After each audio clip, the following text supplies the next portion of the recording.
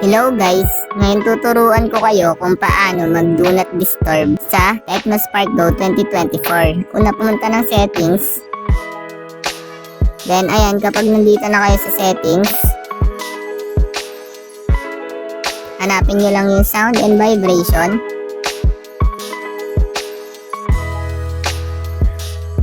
Tapos pindutin nyo lang.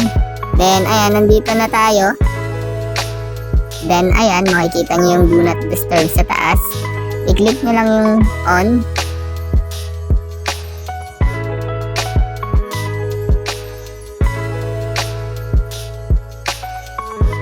Ayan, gano'n na kadali mag-on ng do not disturb dito sa Tecnospark Go 2024. Ayun lang, thanks for watching. Subscribe me for more videos like this.